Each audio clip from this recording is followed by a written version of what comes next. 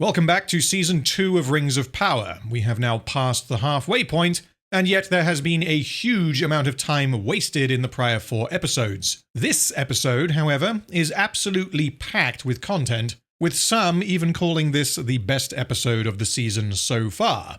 It isn't, but enough preamble. Time to dive back into the ocean of incompetent storytelling and inconsistent characters known as the Lord of the Rings of Power.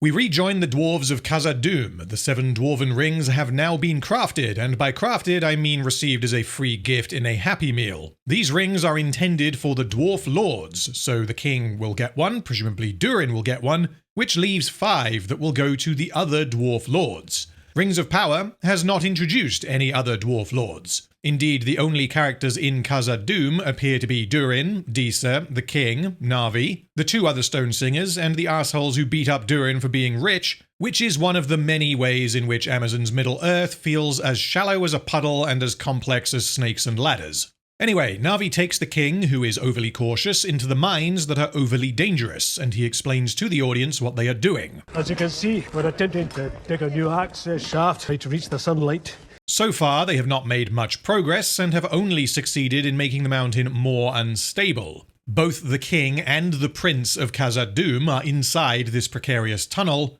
because this is meant to demonstrate a change in the king's behavior. He was characterized in Season 1 as an extremely careful individual, and now either because of the ring or because he feels he has no choice due to the current predicament he has found himself in, he has decided to personally go into the mine. This would have been clear characterization by way of forcing the king to compromise on his values, but due to the ever so inconvenient fact that he showed up in the uber-dangerous Mithril mine in Season 1 for maximum drama, this instead indicates that King Durin is really cautious until he doesn't feel like being cautious. The reason he is here is to use the ring to find the light, but even if the ring does exactly what it is supposed to do, and by that I mean even if the ring does exactly what the writers want it to do, this doesn't change the fact that this tunnel is a very dangerous place to be, because as stated in episode 2, the dwarves are digging in the dark without the assistance of the stone singers. The king then uses the ring and orders that they dig where he tells them, but Durin replies that the wall he has chosen is a foundation wall. The king is therefore willing to do something that sounds insane, removing or damaging a wall that acts as a support structure for the tunnels and caves inside the mountain, and the reason he is willing to do this is because he evidently trusts the ring with his life and the lives of his people. This is about as clear characterization as you can possibly get. So, how did we get here? I have no fucking idea. Because developing characters requires that you understand your characters and are capable of writing dialogue that is not purely expository in nature, 2 things that the writers of Rings of Power demonstrate in almost every scene that they are allergic to, and so all of the build-up to this moment was off-screen. King Durin heard Celebrimbor's proposal through Durin, gave no indication as to how he felt about it, decided off-screen to accept, and has now decided off-screen to place the highest level of trust in Celebrimbor's creation. Additionally, the only reason he would have to believe and accept that Celebrimbor's magic rings actually do anything is the claim that the elven Rings of Power healed the Tree of Symbolism, which he neither learned nor did he question, and of course the only reason why Celebrimbor was able to craft the elven rings at all was because Elrond essentially stole a piece of Mithril from the king, as he did not have permission to take it. But this is not addressed at all, and so we just kinda have to accept that King Durin is utterly convinced that the rings will work. It is possible that he is very skeptical, and he merely wants to test the effectiveness of the ring, but there are far safer ways to do this, and so the reason the king has become incredibly reckless is because the writers want the most maximum of drama and tension in their TV show, and therefore he walks into a dangerous tunnel and selects a dangerous wall to dig through.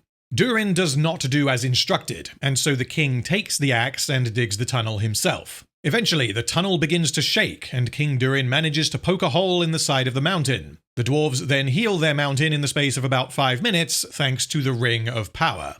This is incredibly quick. There is, of course, no deliberation with any other characters because they do not exist. This really is as simple as King gets magic ring and fixes mountain. So, why exactly did the ring show him where the light is? We are shown that the Ring of Power knew where he needed to dig to find the light, and this then allowed the dwarves to get light back into their tunnels and allow them to grow food once more. This is a very specific function, and it is not at all similar to what happened with the elves. The elven rings were forged to counter the bad juju in the Tree of Symbolism, which is in fact the entire reason why they were forged using mithril, which was shown to be able to dissipate corruption. I still have questions, many questions, but the logical through line of making a magic ring using a magic material that has anti-evil properties is coherent. With the dwarven rings, however, I have no idea how this is supposed to work. We learn later that the ring allows King Durin to see the whole mountain, and the way he acts upon this information leads me to believe that he has something approximating a real-time 3D scan of the mountain injected directly into his brain. He can see every tunnel and every jewel. So, did Quelebrimbor and Anatar forge them specifically with this goal in mind? Did they want the dwarves to be able to scan the geographical layout of their homes for some reason? Are there specific things Sauron would like King Durin to do with this information? Because at this point, all of the Rings of Power appear to do exactly what the writers need them to do whenever they need them to do it, which is incredibly convenient but is not at all shocking to me.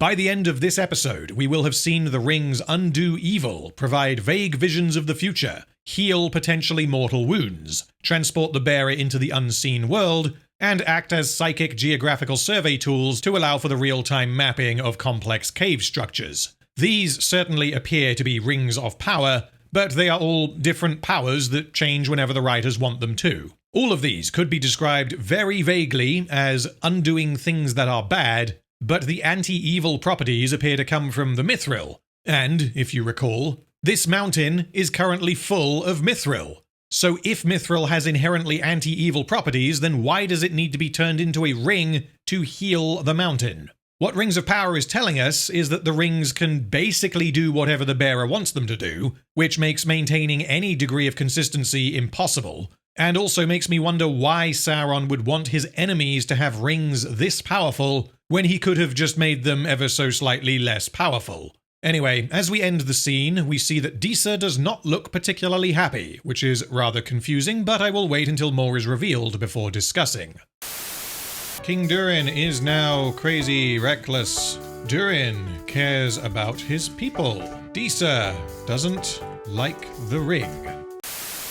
Cut to Eregion, where Celebrimbor is giving a speech to a load of elves and dwarves. He appears to have forgotten that he lied to Gil-galad and told him that he was closing the forge because he is not exactly keeping a low profile. He is instead throwing parties and giving speeches. Also, just throwing this in now in case it pops up in future, that letter is never going to reach Gil-galad because the messenger will ride to the bridge, be like, oh, okay, spooky forest time, at which point they are going to get eaten. Actually, wait, hold on. Are we meant to believe that the elves killed all of the Barrow Wights in episode 4? Because they didn't. They killed 4 of them. And there were seemingly, 20, 30, 40 of these spooky fuckers hanging out in the background. So there are still Barrow Wights in the hills of Tir and Gorthad, unless we are expected to believe that the elves spent valuable time methodically skewering every single one of them. Anyway, Celebrimbor reveals that he and Na'vi have made the Doors of Durin.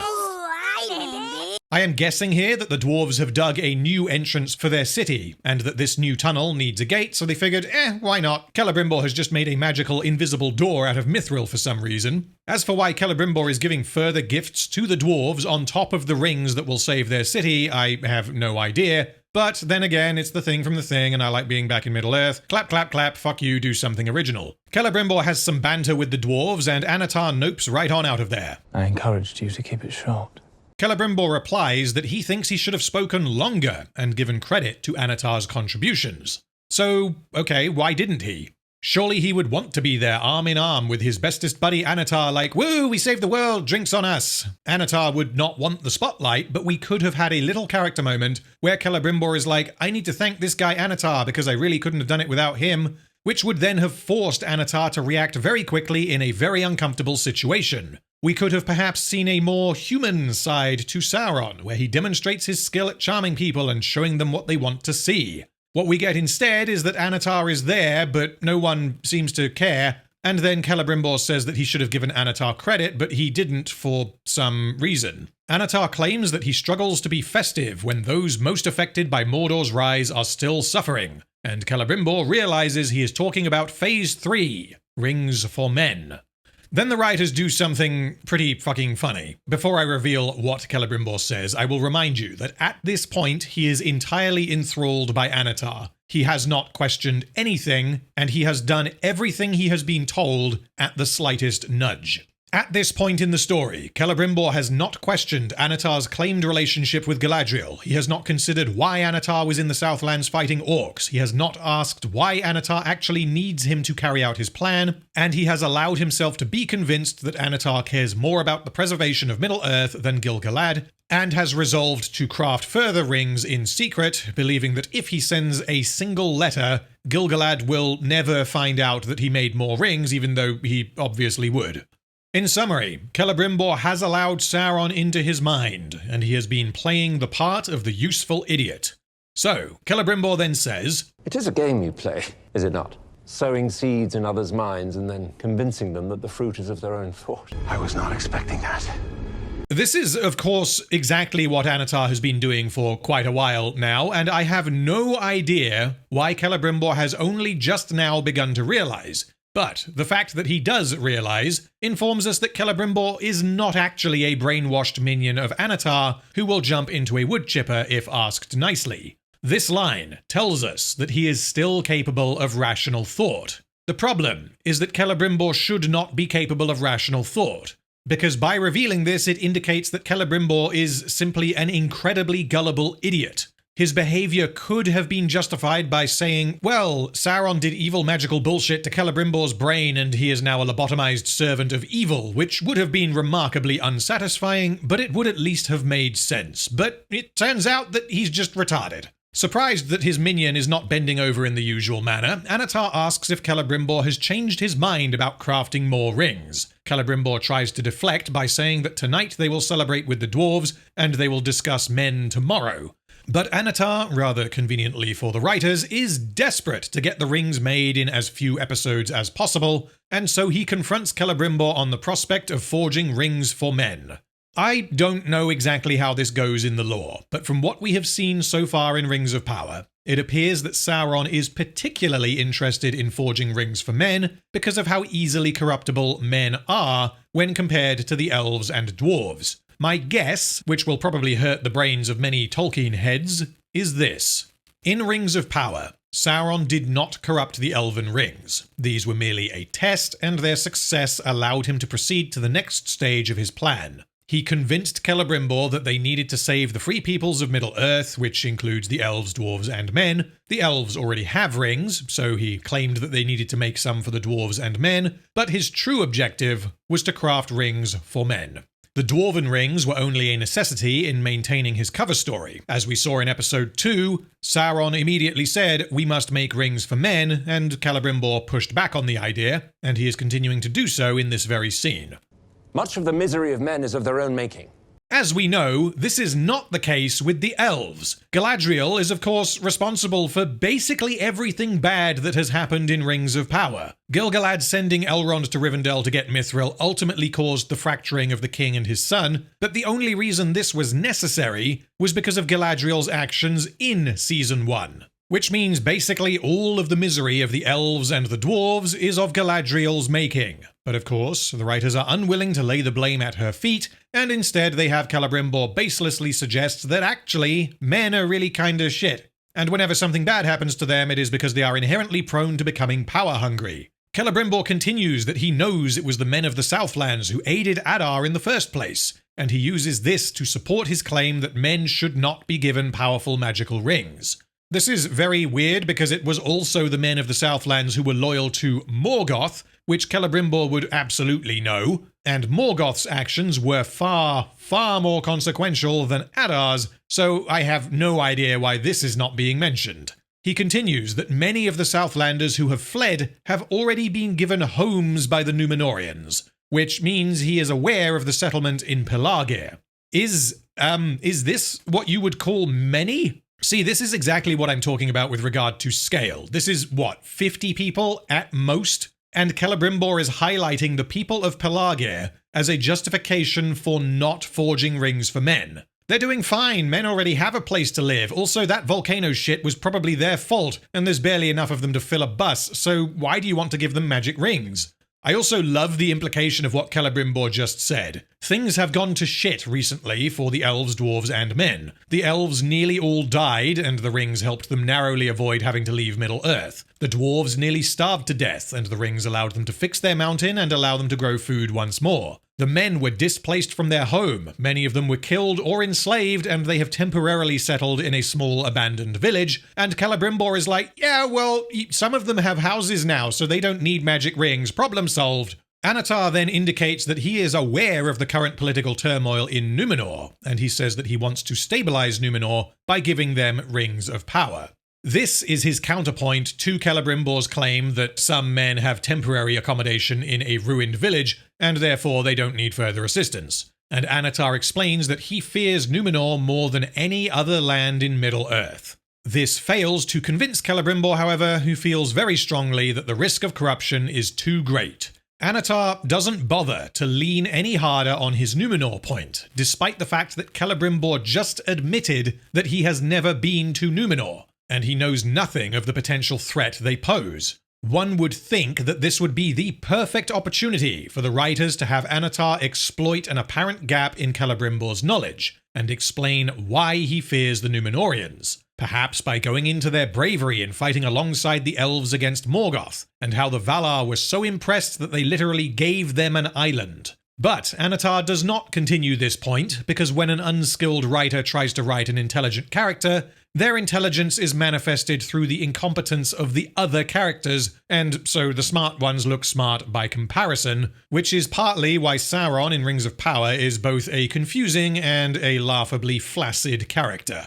His absurd schemes are only possible because the world and other characters allow them to play out, and they are neither reliant upon nor are they drawn from his intelligence or his skills of manipulation. Celebrimbor responds, We cannot give rings to men. The risk of corruption is simply too great. Whatever problems we might solve will be nothing against those we could create. Anatar agrees men are capable of great frailty, but when the darkness falls, there are always some who rise forth and shine. He then proposes that they find men they can trust, the wisest, most noble, and purest of heart. They need to identify 9 ring-bearers from the greatest mortal realms. This will obviously take an exceptionally long time to find the 9 most appropriate candidates to be ring-bearers, which both goes against Sauron's evil plan, and it goes against Celebrimbor's understanding of Anatar's desire for haste and secrecy. Which means Sauron is claiming to want to do something that he does not want to do. And although Celebrimbor refuses this idea, he does not notice the inconsistency and say, Hey, wait a minute, I thought we needed to do this quickly. Are you actually evil? Why do you keep contradicting yourself? Are you a character in Rings of Power? Am I a character in Rings of Power? Oh god, that explains why I keep being forced to do things that I have no reason to do. I also find it very amusing that Anatar is like, hey, we need to make rings for men, and I'm sitting here like, okay, which men? There is no race of men in Rings of Power, outside of the peasants chilling in Pelargir, the people of Wild living in the woods, and the Numenorians. There has been no mention of any men other than these at any point in the series, and so I can only assume at this point that Anatar wants to craft 9 rings for mortal men. 1 for Theo, Lord of Pelargir, 1 for Pharazôn, douchebag of Numenor, 1 for Estrid's fiancé, and 6 more to be distributed to whoever can do the most press-ups. However, Celebrimbor has temporarily broken free from his terminal diagnosis of fuckwit, and he says, we have accomplished great things. Let us not tempt failure by allowing our reach to exceed our grasp. So, Celebrimbor has just refused the command of an angelic deity sent from the Valar, because he thinks he knows best. If he is refusing this command because he is suspicious of Anatar's motivation, then this opens up a whole new can of worms that I honestly don't think is worth speculating on at this point. So I can only assume that Celebrimbor believes he knows more about the nature of men than this envoy of the Valar, despite having never actually been to Numenor himself, and despite being unable to counter any of Anatar's claims as to the perceived threat that they pose. Celebrimbor pushes back against Anatar repeatedly in this scene, which is remarkably out of character given that he appeared until now to be a puppet. If he genuinely believed Anatar to be an angel sent from heaven, then he would not be making suggestions and giving advice, which means the writers have decided to make Quelebrimbor temporarily capable of critical thinking. Anatar then says that he shall make the 9 himself, and we cut away. What happened next? Did Quelebrimbor allow this? Did he try to stop him? Because Celebrimbor's conviction was such that he was willing to refuse an angel. So if he believes so strongly that men cannot be given rings of power, then he will obviously try to stop Anatar. But rather predictably, this doesn't happen. We cut away, and so Celebrimbor and Anatar remain in stasis until the cameras are turned on again. Okay, Celebrimbor is sometimes not idiot, and will absolutely not make rings for men. And Sauron is bad at tricking people, but it works, kinda. So, just before I continue, I am going to throw in a tiny piece of lore information. In the books, Numenor is sunk due to Pharazôn getting jealous of the elves and attacking Valinor, at which point the Valar are like, hell no, and they backhand him into the sun. Very little of this has been set up in Rings of Power. Prior to Episode 3, Pharazôn was not shown to be Miriel's political opponent, and the flooding itself has only been shown in a vision to act as a mystery box and to motivate certain characters. Because the writers of Rings of Power have decided to speedrun the events of the Second Age of Middle-earth, we cut to Pharazôn saying, oh boy, the elves sure do have some really cool shit over there, don't they? Every sunset serves as a reminder that our days must end, and theirs will not. But no matter how high we climb, some things will be forever withheld from our grasp. Pharazôn became the king of Numenor yesterday because Eagle, and he is now like, yo, give me some of that sweet, sweet immortality. Pharazôn's characterization is pretty thin, but this is what we know of him so far. He allowed Miriel to ride to war, believing that positioning Halbrand as the king of the Southlands would benefit him financially. And he stated a vague desire for the elves to end up taking orders from him. Given the topic of conversation, this was implied to be as a result of Numenor becoming more powerful through diplomatic connections with another kingdom, the Southlands. And Pharazôn believed that this would cause Numenor to benefit in the form of ores, forests, trades, and tribute. Pharazôn wants Numenor to become more powerful than it already is, he wants lots of money, and he dislikes elves. More recently, he conspired to usurp Miriel, and he succeeded because Eagle. Now he has suddenly revealed that he is deeply jealous of the elves because they are immortal and men are not, which has come out of fucking nowhere, but we have only had, one scene of Pharazôn actually discussing his perspective and his intentions for Numenor? It is certainly possible that he has this belief, this does not contradict anything we have seen so far, but this does not feel like a natural character motive because it has not been built up. It has been decided that Pharazôn must be jealous of the elves and also want to be immortal himself, because this will inevitably lead to the sinking of Numenor. Also, on that point, in Season 1, Miriel explained that she had a vision of Numenor being flooded, and that this vision began with Galadriel's arrival in Numenor. Implication being that Galadriel's arrival set in motion a sequence of events that would lead to the flooding of Numenor. This is no doubt what was intended by the writers, that Miriel tries desperately to avoid her fate, and she ends up ensuring it. However, this was utter piss in execution, and this sequence of events does not adhere to cause and effect. Miriel decided to help Galadriel, believing it to be the Valar's will. Her father wanted her to stay, either because he was crazy or because he saw her future in the Palantir. Had Miriel stayed in Numenor, her people wouldn't have died in the Southlands, and so she wouldn't have lost favor with the populace. Her father would still have died, and so Miriel would still have been crowned as his successor, but the difference would be that the people still like her.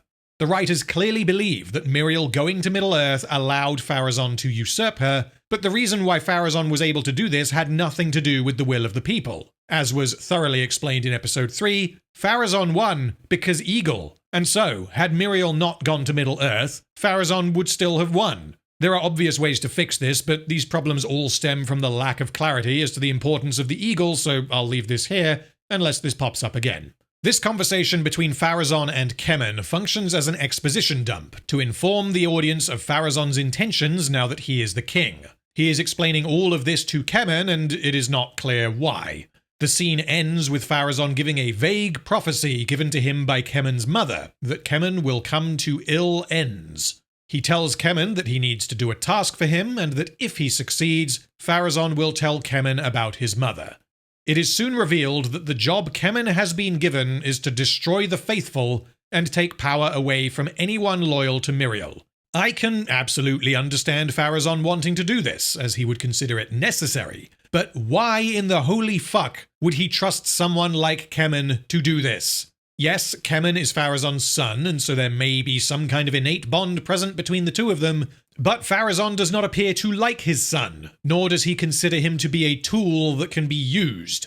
Pharazôn asking Kemen to do something really fucking easy to demonstrate that he is more capable of following instructions than a pensioner with a broken TV is something I can understand. But this is not that. Kemen is entirely incompetent. And unless we are expected to believe that the domestic terrorism seen in Season 1 was a one-off occurrence, Pharazôn must know that getting his son involved in large-scale, high-stakes political fuckery is a tremendous liability. If I had to choose the 5 characters from Rings of Power that I would trust the least with this responsibility, it would be Theo, Isildur, Malva, Nori's retarded sister, and Kemen.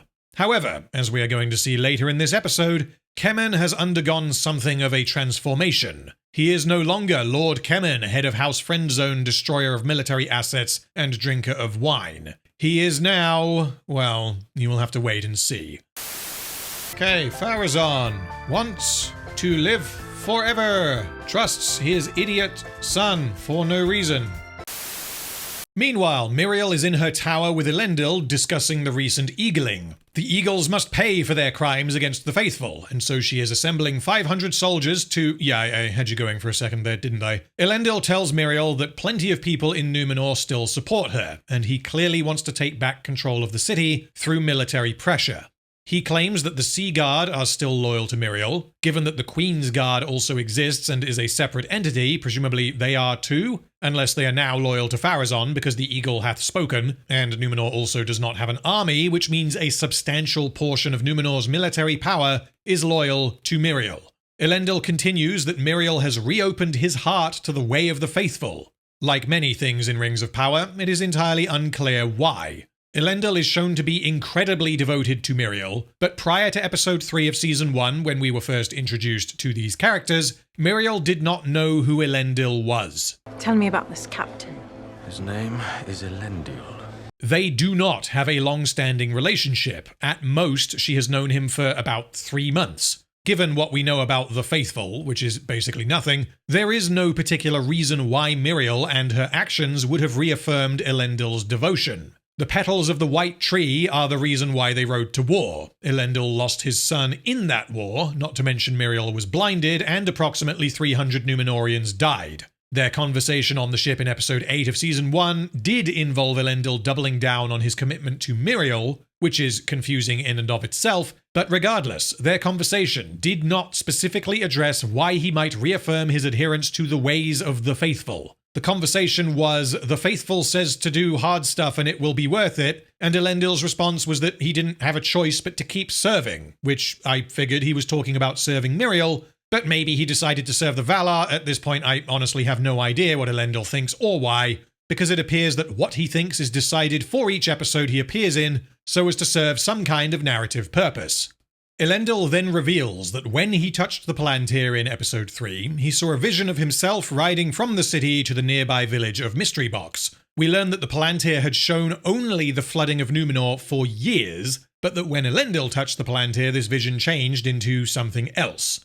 Miriel is surprised that Elendil did not see the flooding of Númenor, and considers that perhaps the future has changed as a result of recent Eagle-related occurrences. This suggests that the Palantir will show you the future, but it will adapt dynamically to the consequences of actions people take in the present. This is extremely vague, but because this is magical bullshit, I'm not expecting a thorough explanation, provided the writers stick to their rules. If, back in season 1, the future was that Númenor would flood, then evidently it was wrong because now it looks like Númenor isn't going to flood. So at what point in the present did the Palantir decide that the future was going to change? It could be that Miriel is wrong about how it works, but for the moment it appears that the Palantir will show you your own future based on the timeline's current trajectory, unless the writers need it to do something else, such as when Miriel showed Galadriel an event that I have to assume she will not be present for. Because of how vague the rules are, it is possible for the writers to remain consistent on how this thing works, but I somewhat doubt that this will end up being the case.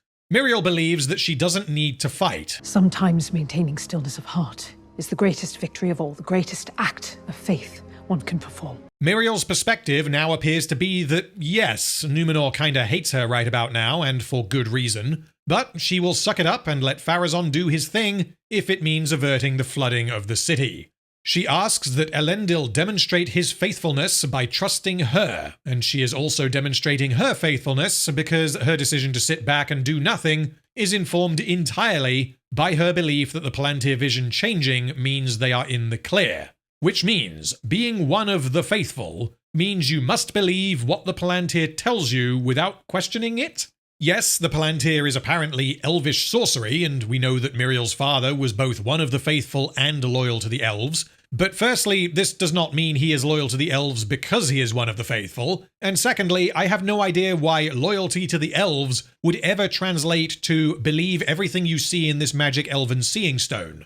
One point of praise here is that Miriel does actually explain herself, in direct contrast to most scenes in Rings of Power. She tells Elendil what the Palantir is, what her vision was, and why she now believes that Pharazôn's kingship is actually a good thing for Numenor. And I have questions relating to the logistics of why she believes this, but given what she knows to be true at this point in time, I can't really fault Miriel's actions in this scene. This is good because it means the writers can't conveniently leverage a misunderstanding out of this conversation. However, why in the holy goddamn fuck does Elendil not question why Miriel was running the city with a Palantir?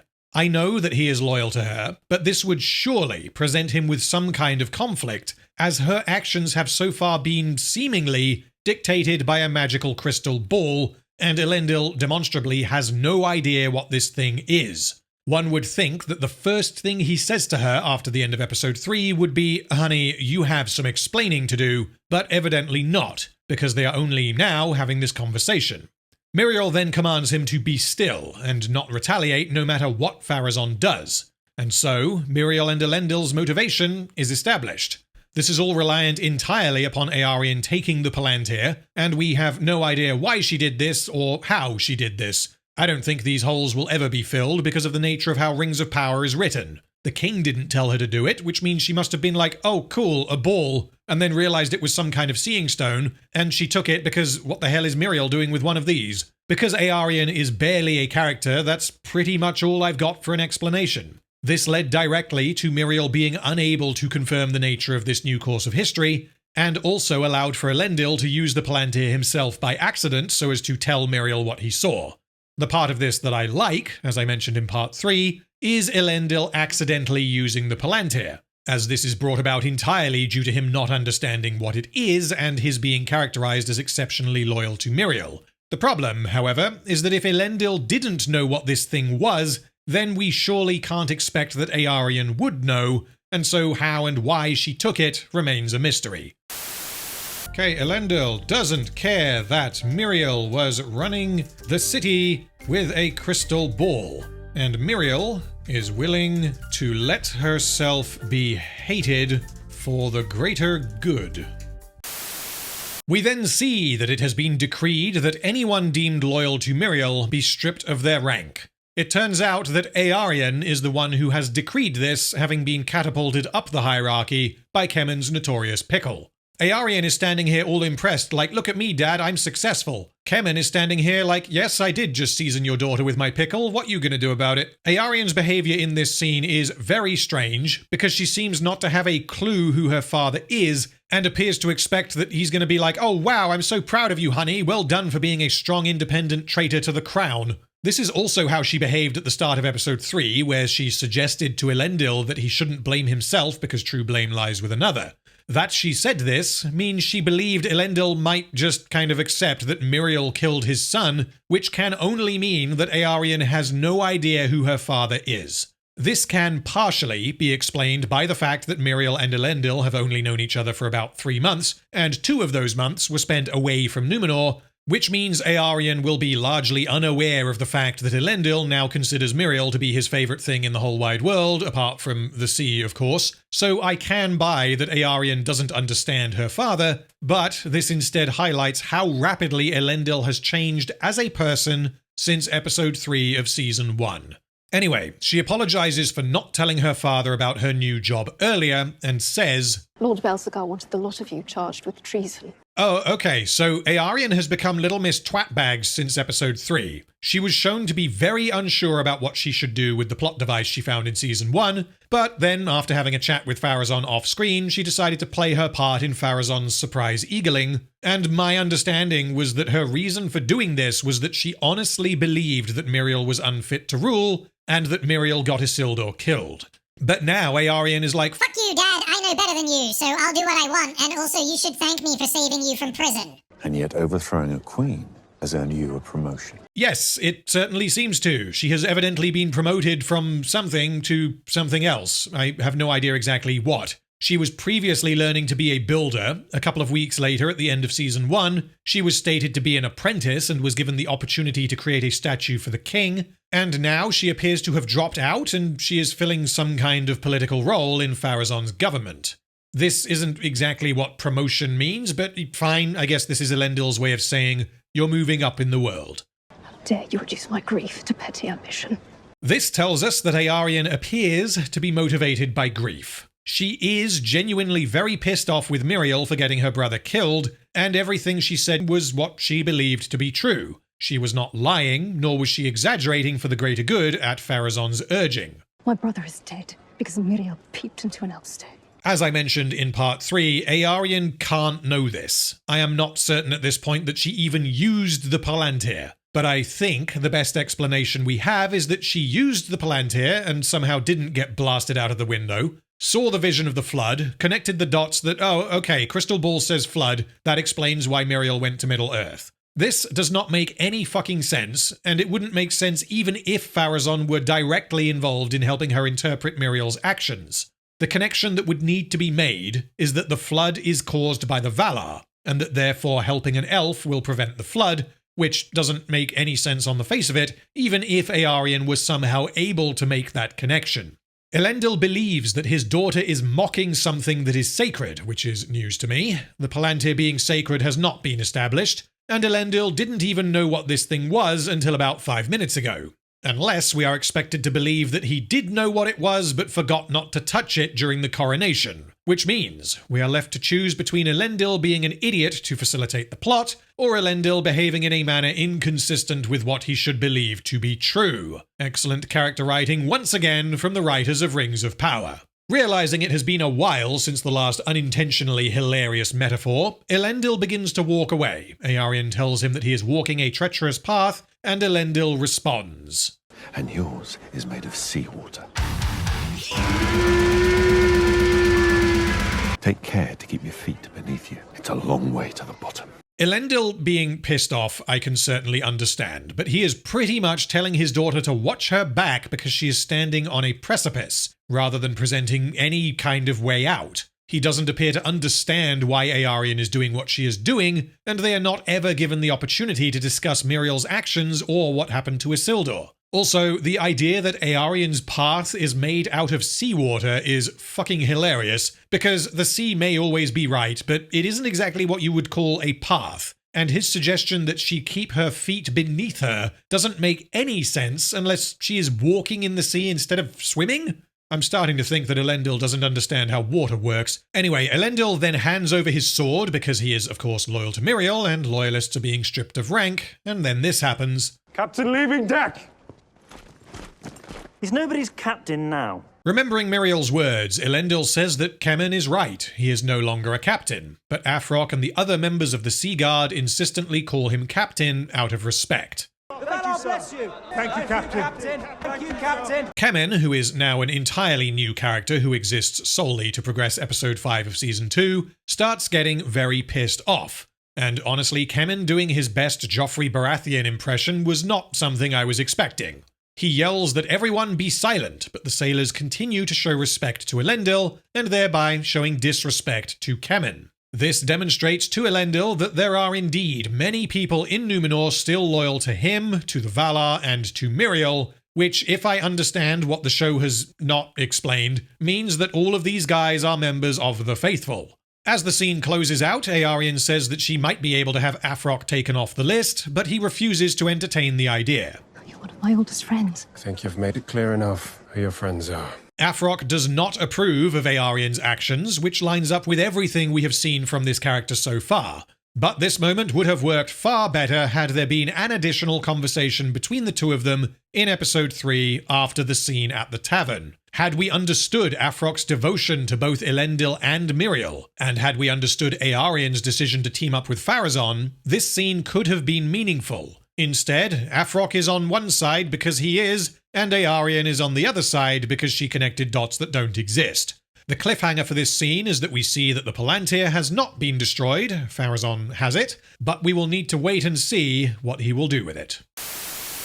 Okay, Elendil is still well respected. Aarion is now a bitch. Kemen is now a cocky little shit. And Afroc is loyal to Elendil and Miriel. The fucking letter arrived. I'd say I'm amazed, but I'm honestly not. The letter from Lindon to Eregion didn't get there because Sauron blew up the bridge and eviled some wraiths into a spooky forest, hoping that they would be able to intercept any messengers. However, the letter traveling in the other direction arrived promptly and without incident. This is embarrassing. I'll read you the contents of the letter in full for context. Most noble High King, I write this letter to convey my deep joy on hearing of the success of the 3 rings in Lindon. As requested, the forge is dark and the workshop is empty. A precious calm has settled over the city, and I foresee brighter days ahead. I hope you are able to make a visit soon. Until then, I remain as ever your loyal servant, Lord Quelebrimbor. So this letter is, of course, suspicious as fuck, which I will get to momentarily. We then see that the army from Lindon is ready to depart, or should I say we hear that the army is ready to depart, because we never actually see any army. The most we have seen is, 20 guys in episode 4. Gil-galad's advisor is getting impatient and says that they need to leave now to crush the forces of Mordor. All is well in Eregion. The letter proves Galadriel was wrong. No! No! Fucking hell, no it doesn't! It proves that she was right! Gil-galad did not tell Celebrimbor that the rings were successful, so Celebrimbor should not know if they worked or not. And Gil-galad never requested that the forge be shut down, which means the contents of Celebrimbor's letter are him saying things that he can't know, and him remembering a thing that didn't fucking happen. By all accounts, it doesn't make sense. Additionally, and probably most importantly, the letter does not address or acknowledge that Celebrimbor received Gil-galad's letter, which means Gil-galad should not consider this letter to be evidence that Celebrimbor knows that Halbrand is Sauron. To put this another way, Gil-galad sent a letter saying, "Your friend is Satan," and then he received a reply, a very late reply, saying, "Well done on doing the thing that I didn't know about. Also, I've done the thing that you asked me to do even though you didn't ask me to do it." That is about as suspicious a reply as he could possibly have expected. And not only is Gil-galad not immediately diverting his armies towards Eregion, but his advisor is trying to claim that this letter is evidence that Sauron is not in Eregion. The High King of the Elves and his top military advisor are mentally impaired. They do not ask or consider the most basic questions.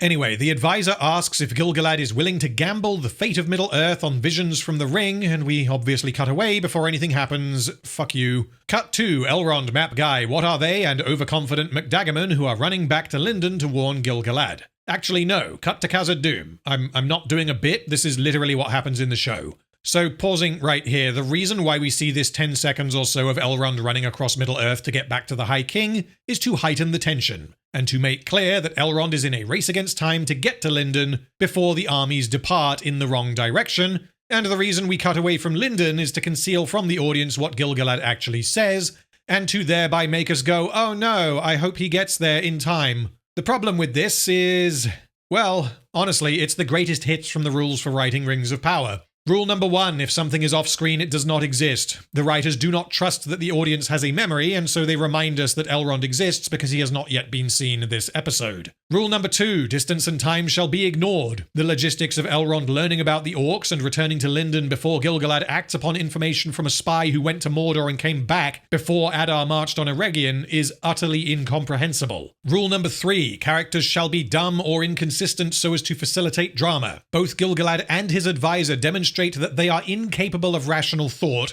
because not only are they not suspicious of the letter from Celebrimbor, but they claim it is evidence that they were wrong. Rule number 4, you must cut away dramatically before finishing each scene so that people forget that it doesn't make sense. We cut dramatically from Lindon to Elrond, and then we cut from Elrond to Khazad-dûm so as to not give the audience any time to process what they are looking at, and the writers hope that they'll just kind of go with it and accept what they are seeing and hearing. And finally, rule number 5, characters must say exactly what they are thinking. Gil-galad's advisor just gives us an info dump in a pathetic attempt to establish the stakes of their current predicament. She has absolutely no reason to believe what she says, nor does she express any kind of characterization through her words. She exists to say, do the thing, this is why, so that we are set up and ready to continue.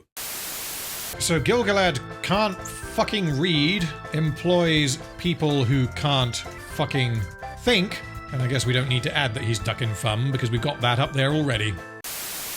So now we get to find out why Disa is not happy about the sudden healing of the mountain. Durin tells her that she pushed for this, which is absolutely the case. Disa was far more on board with Celebrimbor's proposal than Durin was, and the whole reason why Durin decided to try to fix things with his father was because she said, "Either you bring news of this to your father, or I will." Durin didn't want Disa to be like, "Hey King, the elves want to make these amazing rings that will do whatever the plot needs them to. The only catch is that there is no catch." And so Durin decided to be the one to tell his father to make sure that his caution regarding Anatar in particular was heard.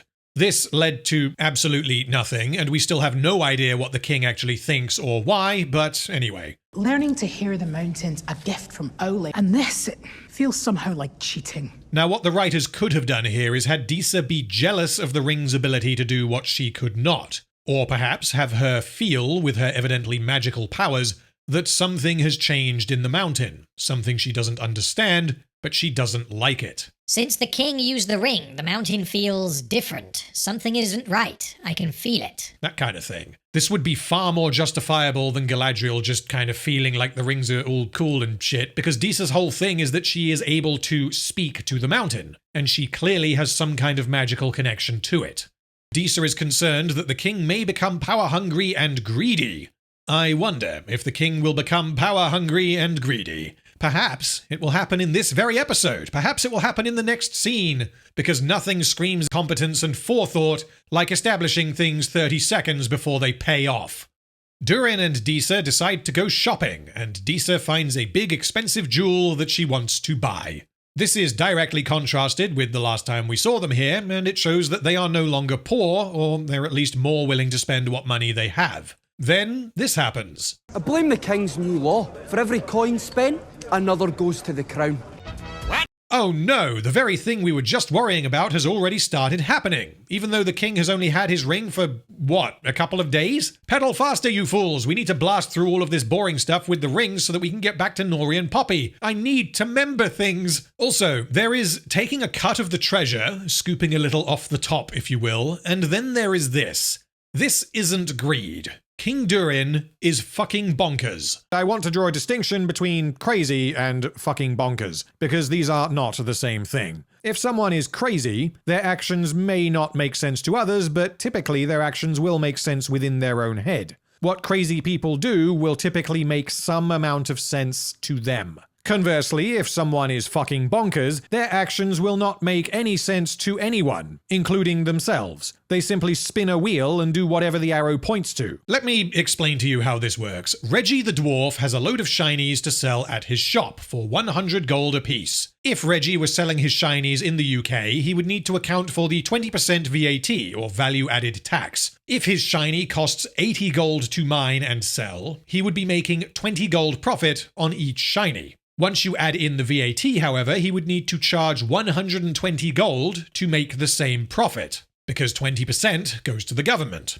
What King Durin has done, because he is utterly and irredeemably insane, is introduce a 100% VAT rate to Khazad-dûm. For Reggie to make a 20 gold profit, he now needs to charge 200 gold. So, okay, fine. Reggie and all of the other traders double their prices to account for the king's insanity tax. So what? Well, the problem is that now no one can afford to buy anything. If the only goods being taxed are luxury items, such as this tuning crystal, then this means the economy of Khazad-dûm will crash extremely quickly because the traders will be unable to sell anything unless they sell at a loss. This means the traders will stop being traders, the market will disappear, and Khazad-dûm will become a slum ruled over by a dictator. If all goods are being taxed, including food, then the same thing will happen, but even quicker. And just for reference, the country with the highest VAT rate in the world is Hungary with 27%. This means that the writers of Rings of Power have absolutely no idea how taxation works, but they needed a quick and easy way to be like, look, the king's getting really greedy. But they dialed up the number from greedy to flatly psychotic. Disa then reveals that she doesn't understand how taxation works because she pleads with Reggie the Dwarf, saying that this tuning crystal is a gift for her daughter's birthday. Okay. Disappointed! Keep your fucking hands off Disa. You were doing so well. Please don't ruin the best character in Rings of Power by infecting her with your ignorance of tax law. Disa instead offers Reggie 100 gold for the stone that he asked 200 for. Mission accomplished. They've done it. Disa is an idiot.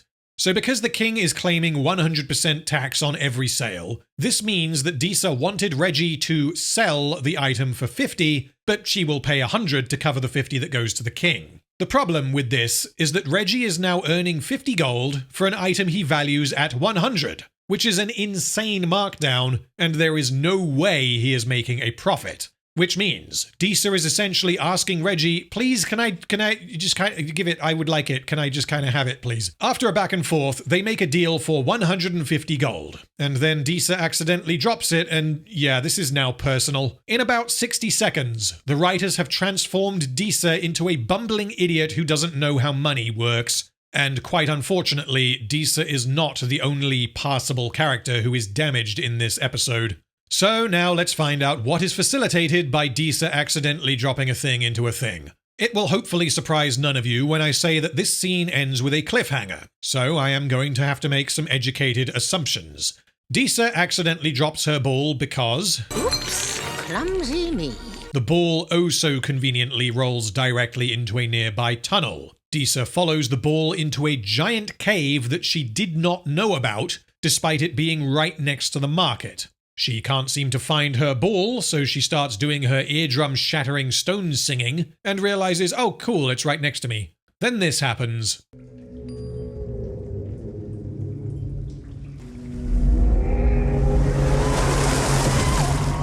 The assumption that I am going to make is that this noise is the Balrog, and I am going to assume that this discovery will become very important later.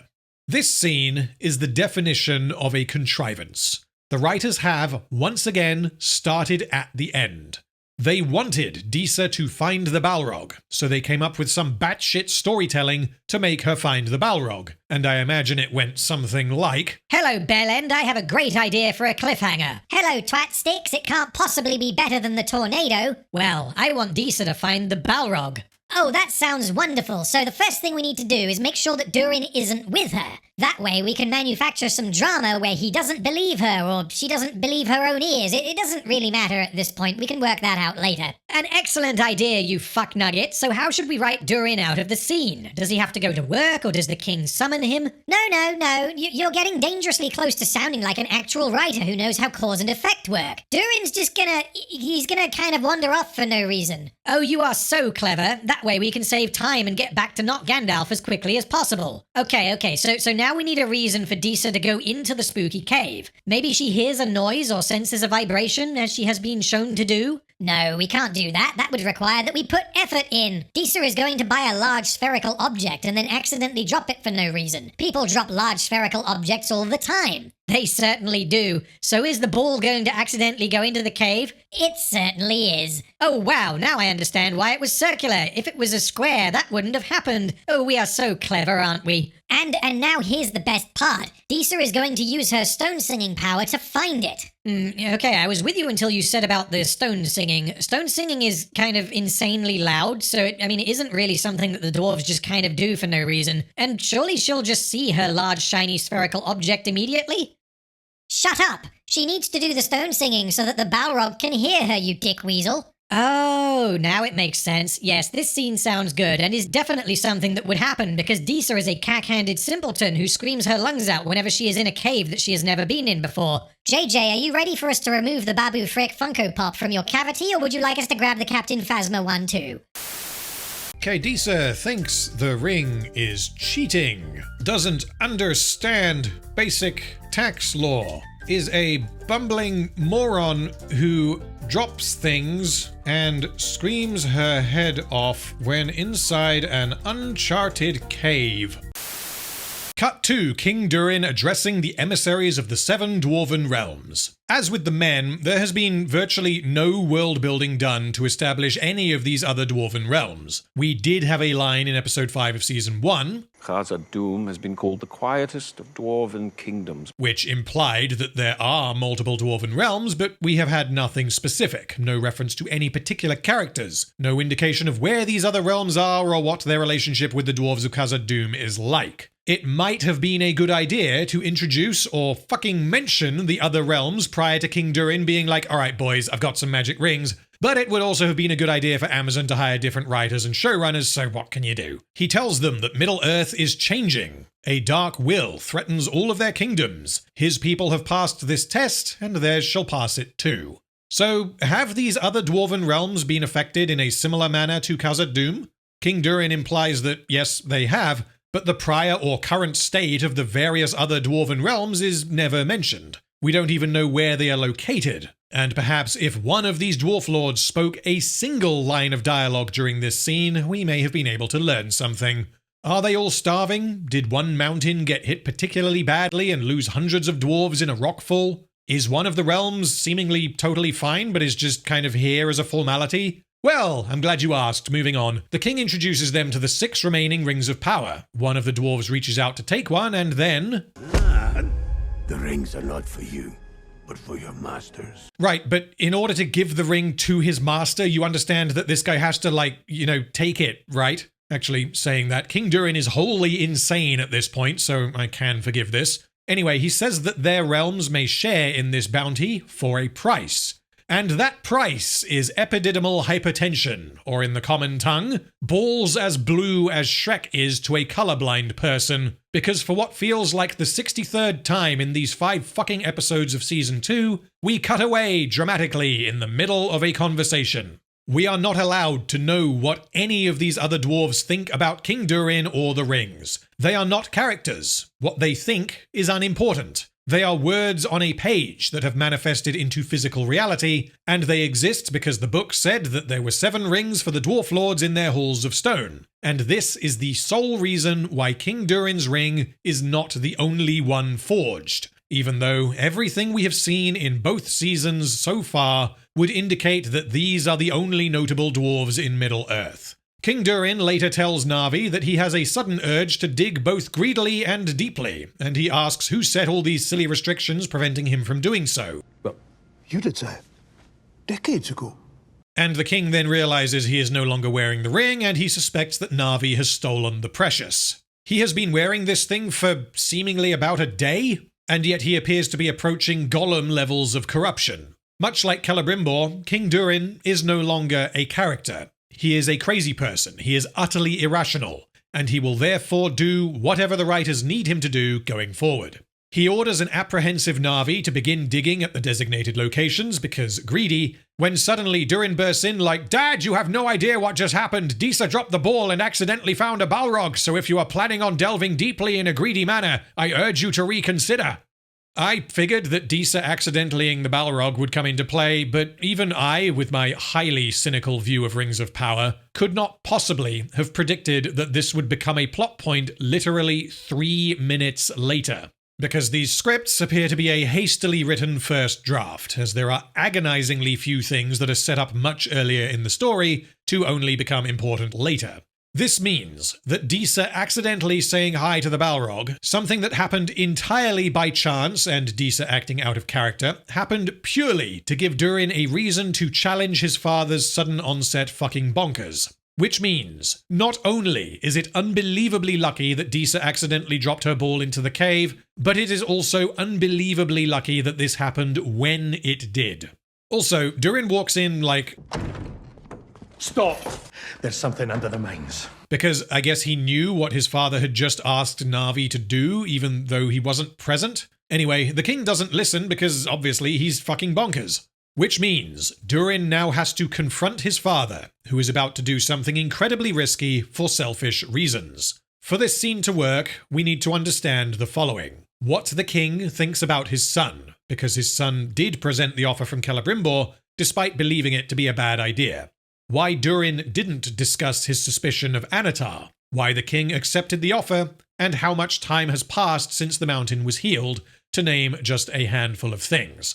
Unfortunately, quite literally none of the above has been explored or established prior to this scene, and so I am fully expecting this argument to fall rather flat. What we really need to learn here is what, precisely, Durin believes is lurking in the depths of the mountain, why the king does not believe or trust Durin and Disa, and why he suddenly wants mountains of gold. After Na'vi leaves, the king says, "Stone singers speak of hearing the mountain. With this ring, I can see it. Every shaft, every ore, every jewel. In thousands of years, we have barely taken a thimble from an ocean of riches. Disa is mistaken.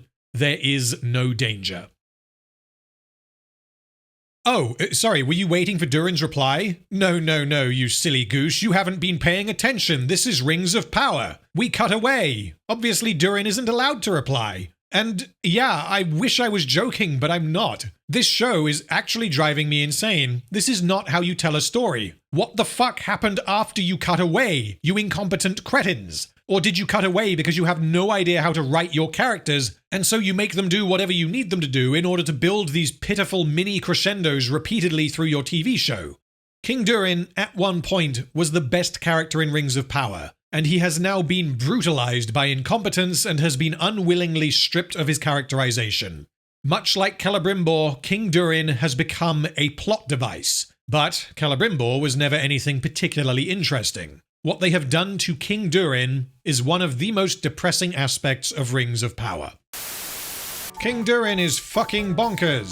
Durin can hear through walls, and because we've actually seen a fair bit of Na'vi, I'm going to add one of these for him. Obeys the king against his better judgment, gives the audience exposition. Cut back to Eregion. Celebrimbor is doing some bullshit while Anatar has control over the forge. This means Celebrimbor has not pushed back at all against Anatar's decision to use both his forge and staff to make rings for men. I know that Celebrimbor believes Anatar to be an angel, but Celebrimbor is the Lord of Eregion, and as such, he absolutely has the power to prevent this if he actually wanted to. Anyway, some spooky shit is going down that should absolutely rustle Celebrimbor's jimmies. Some of the metalworking tools are floating around of their own accord and slamming into things in a violent manner. It turns out that Celebrimbor's assistant, Mirdania, put one of the rings on whilst resizing it, either deliberately or accidentally. The ring made her invisible, and she was throwing things around in a panic. Celebrimbor manages to grab her, and she says she was in a place like this, but shrouded in mist and darkness. And she saw something she describes as tall, with skin made of flames reeking of death. So my first question is, why didn't she just take the fucking ring off, instead of running around throwing things at people? My only guess here is that the entity she saw is Sauron's true form, hence why it was in the room with her, and hence why it looked so terrifying. But if you put a magical ring on and you find yourself face to face with an infinitely evil, abominable void monster, you take that shit off, right? Why would you not? Also, why the fuck does Myrddania go invisible? Yes, it's the thing from the thing. Good, great, well done, you copied someone else. What I mean is, why did Sauron make the ring do this? We never actually get an answer, and we are expected to believe that turning the bearer invisible and transporting them into the unseen world is exactly what these rings are designed to do. Quelebrimbor asks what was done differently with this particular ring, and he is told that because Anatar apparently shares the worry that men are corruptible, they added more mithril to the alloy. No. If you'd wanted to do that, you should have... Quelebrimbor begins to say what they should have done instead before stopping himself, remembering that he doesn't really want Anatar to make rings for men, but at the same time, he is totally fine with letting Anatar make rings for men. Anatar then says, It would save us immeasurable hours of toil if you would offer this one single word of counsel. So the question here is, did Anatar know that this would happen? And if so, did he allow this to happen so as to coerce Quelebrimbor into helping? This may just be a freak occurrence, but I'm going to assume that there is something else at work here. If Sauron knew that these rings can transport their bearers into the unseen world, even in their unfinished form, then he must have known that one of the elves turning invisible and seeing his true form was absolutely something that could happen, and that therefore he probably should have given them very clear instructions to be exceptionally careful with these rings, perhaps by claiming that if they wear one of the rings before they are finished, there is no telling what will happen to them. They could turn inside out, they could teleport under the ocean, or they could become a dribbling wreck. Alternatively, if he deliberately concealed that information, and maybe suggested telepathically that Myrddania put the ring on, knowing what would happen, and hoping that this would coerce Quelebrimbor into helping them for their own safety, then this is an incredibly risky thing to do. They all now know what this ring does, and Myrddania has unknowingly seen Sauron's true form, which means the elves are much closer to working out what is actually going on, even if they don't know it yet. Additionally, if this was a deliberate ploy, it relied entirely upon Quelebrimbor working out what happened and why, so that Anatar could then attempt to convince him to help. This does all make sense. It is just unbelievably risky, and is based entirely upon ridiculously good luck. Before Quelebrimbor can decide whether or not to help, he is informed that Prince Durin has arrived from Khazad-dûm, and he wishes to speak to him about the rings.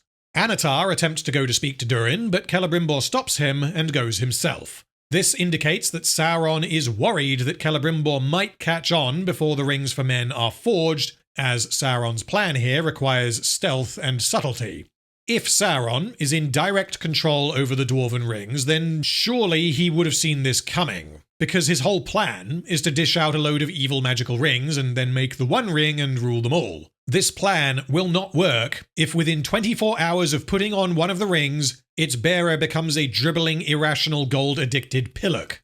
So either Sauron knew that this would happen and it was unavoidable, hence his urgency in making the rings for men, or he didn't know what the rings would actually do and this whole thing was some insane experiment. Another problem with this is that he has already suggested that he and Quelebrimbor need to scour Middle-earth to find appropriate candidates to be ring-bearers, which will take an exceptionally long time and would hugely increase the risk of Sauron being discovered.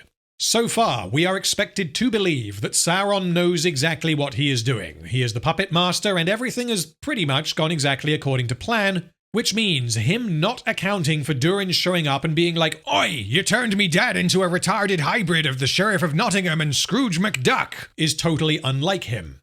My guess is that Sauron making this little slip-up without explanation will lead to maximum drama. And given the way this episode is going, this maximum drama will probably manifest in less than 5 minutes' time. Durin tells Quelebrimbor that his dearest papa has now become an obsessive moron who doesn't understand how taxation works. King Durin has also apparently refused to distribute the other rings unless the Dwarf Lords promise him half a share of their mines, which means at this point it seems as though King Durin wants half of everything. And I can only speculate as to how complicated things are going to get when the Dwarf Lords agree, they each get corrupted by their rings, and they then all decide that they also want half of everything. Greed is not his way. It never has been. Indeed, almost as if a switch has been flipped inside the old man's head. Mayhaps the writers have reached in there and made him behave in a certain way to drive the plot. Had this fall into madness taken place over a prolonged period of time, then I could certainly believe it. Instead, this appears to have happened over a weekend. which is not so much immersion breaking as it is immersion shattering. Durin then asks, "Is it possible? The ring he's wearing?" No. Quelebrimbor explains that they used the exact same processes, materials, and tools as for the elven rings, and that therefore there cannot be a fault.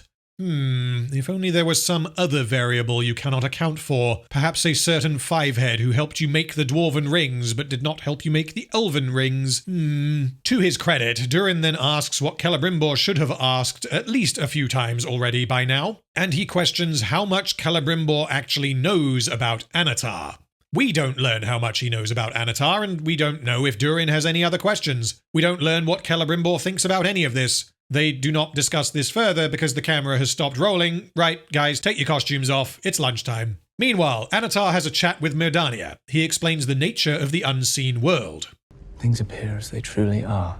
For what you saw, I did not wish for any of you to see. Sauron, buddy, you really need to stop doing this. I am getting the distinct impression that he is about to reveal his identity for no reason, or at the very least, give Myrdania a reason to become highly suspicious of him. But, because Sauron is a master of manipulation, he flirts with her and suggests to Myrdania that the hellish being of pure evil that she saw in the unseen world was actually Quelebrimbor.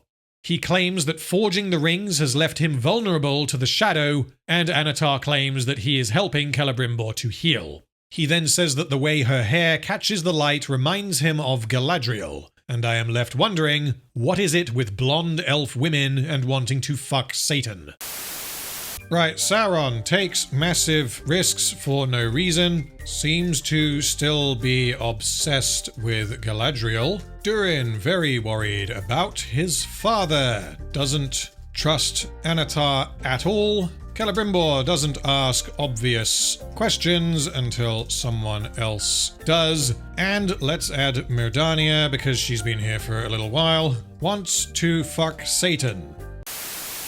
We are, finally, 13 episodes into Rings of Power, introduced to the Faithful. This confirms what I said in Part 3, that the Faithful in Amazon's Middle-earth are indeed an established political presence within Numenor. However, this is not some long-standing location where we have seen Elendil converse with Miriel, or try to give Isildur some much-needed guidance. This is instead a location that did not exist prior to Season 2, and we have only seen it once before, as this is where the king's funeral took place. The writers do attempt to gaslight us, however, by having the priest say, "This is the oldest shrine in Numenor." But I'm afraid you will have to do slightly better than that. After 13 episodes, I am very much wise to your swindly ways. The High Priest says that the souls they have lost yearn for peace. They speak Quenya, one of 2 elven languages, and they do a candle ritual thing, and then, oh no, Captain Pickle himself is here to shit in their soup and to shut down the shrine that until 10 seconds ago didn't exist. Kemen wants to destroy the shrine, claiming that it is in the way of the new aqueduct, which we have to assume is false, as he has, of course, been instructed by Pharazôn to sweep his political opponents from these lands like salt from a table. On that point, in Season 1, Kemen was an incompetent clown. He was a bumbling moron who did what Aarion told him because he was a spineless and convictionless imbecile. Now, the writers have found a new use for him. He appears to have transitioned into a smug, cocky, vindictive little shit. This new iteration of Kemen did not exist prior to this very episode. We have not seen him gradually become consumed by power and become more sadistic as he realized that he can basically get away with everything as he is the son of the king. Instead, the writers for episode 5 decided that Kemen is now a bargain bucket version of Joffrey Baratheon. Both iterations of Kemen are just as comical, but I must say this mustache-twirling ho-ho-ho, I'm evil act is getting rather old. Speaking of, as the entire purpose of Kemen appears to be to push Elendil's buttons and piss him off, he asks Elendil how it feels to have a daughter who is ashamed of him.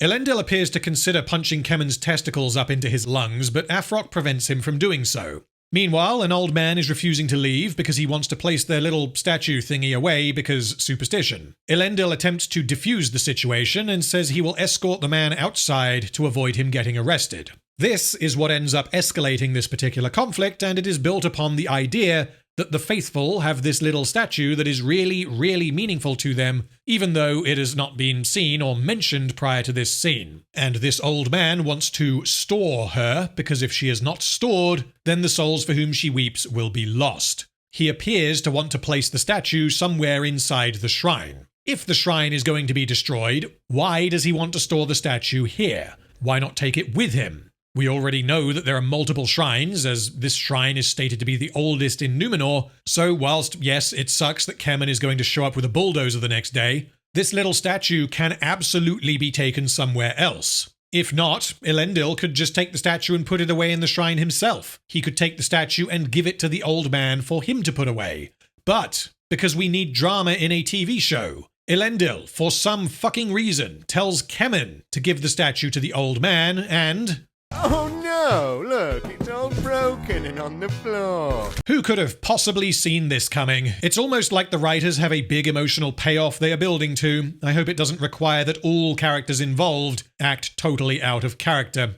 Kemen begins to boast about his new promotion, but it turns out enough is enough, and Elendil decks him. Which, yeah, given the bullshit Elendil has had to put up with in the last couple of days, plus the fact that this estrogen monkey is ploughing his daughter, the man is only human, and reflexively knocking the guy to the floor is something I can accept. The guards, meanwhile, do absolutely nothing until Kemen orders them to hold Elendil, which, again, means that they are consistently useless. Kemen is about to punch Elendil, but Afroc stops him. Somehow he is still here, even though the guards were emptying the room, but fine, okay. And he tells Kemen...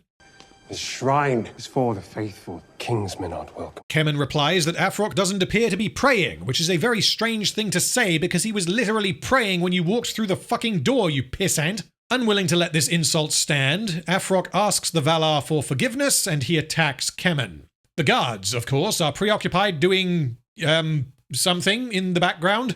Even though the son of the king, Kemen is now a prince, I just realized, the prince of Numenor is being assaulted 2 feet away from you. But all of the guards are preoccupied because the writers need them to be.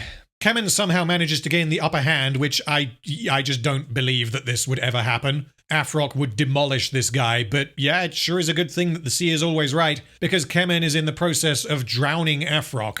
He breaks free because, yeah, I mean, usually there would be a reason. Maybe he is desperately reaching for a weapon, or he manages to hook his leg behind Kemen and flip him onto his back. But there is no reason. This is Rings of Power, after all. Random, you need to have emotional highs and emotional lows in any conflict to imbue the scene with a sense of catharsis and pathos. Stop complaining about women and learn how storytelling actually works. Damn it, retarded alter ego, stop using words you don't understand. Do you like my costume? Yes, Spock, the well-known character from Rings of Power. I'm sure you will get the hang of it one day, but it is not this day. You are quite right, however, although I am not sure you understand why. It is not uncommon in fight scenes to have a low point followed by a high point, or vice versa, depending on who ends up winning the fight. This is in fact incredibly common, because fight scenes, and battle scenes for that matter, need to have a degree of ebb and flow to them, otherwise they are just sequences of people punching each other. For one example, let's look at Aragorn versus Lurtz in the Fellowship of the Ring. Aragorn ambushes Lurtz, Lurtz pins him to a tree and nearly decapitates him. Aragorn stabs Lurtz in the leg. Lurtz knocks Aragorn to the ground and throws his knife back at him. Aragorn chops off Lurtz's arm and runs him through. Lurtz pulls Aragorn closer and, oh no, what is he about to do?